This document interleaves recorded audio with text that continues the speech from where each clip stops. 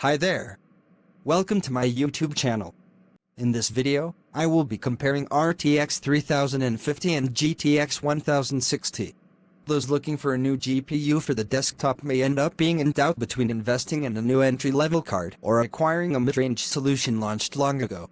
For amounts starting at $250, you can already purchase a GPU like the GTX 1060.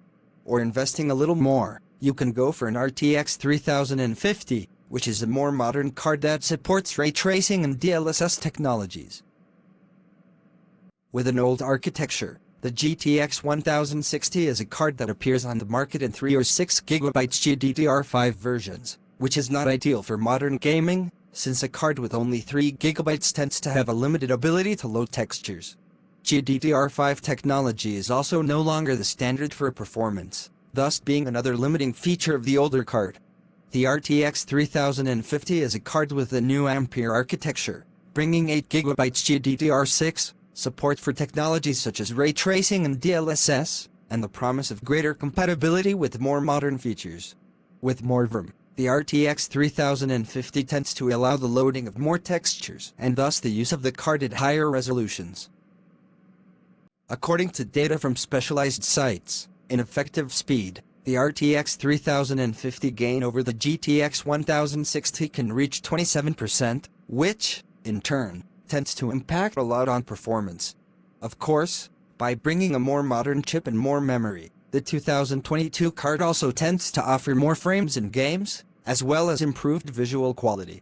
While the GTX 1060 is a card that offers VR support, the RTX 3050 is a card that, by relying on Tensor Core, allows the use of the ray tracing feature in hardware, as well as the use of DLSS, which automatically enhances GPU performance through deep learning.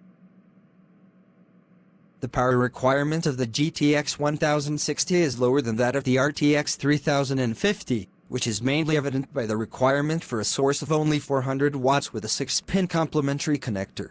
The TDP of the 2016 card is also 10 watts lower.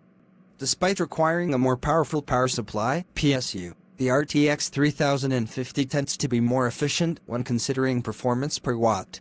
Either way, investing in a more modern board tends to get you a more efficient component.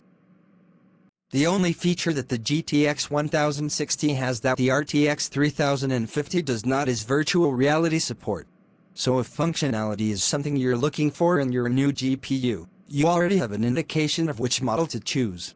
In turn, as mentioned, the RTX 3050 has a more modern architecture, support for ray tracing and DLSS, as well as offers greater compatibility with modern solutions like games and software that can exploit the card's features. If a lower cost is a differential for your choice, the GTX 1060 is a more affordable choice. Its availability in the current market is not so great, especially for the 6 GB model.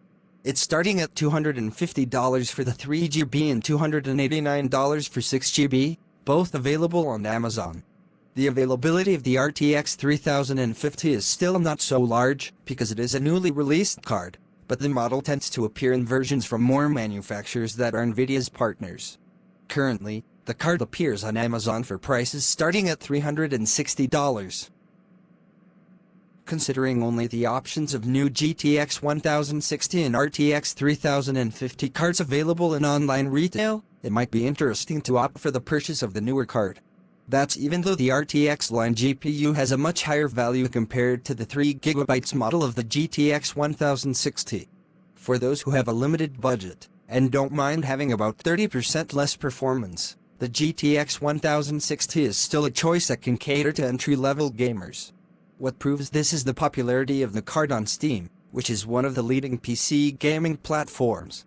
Here ends our comparison on GTX 1060 and RTX 3060. We hope you find it very useful. If you have any suggestion, kindly share with us in the comments section. Also, do not forget to like, share and subscribe to our channel. Please click on the notification bell in front of the subscribe button to turn on notification for this channel, so as to notify you when I post new video. Thank you for watching.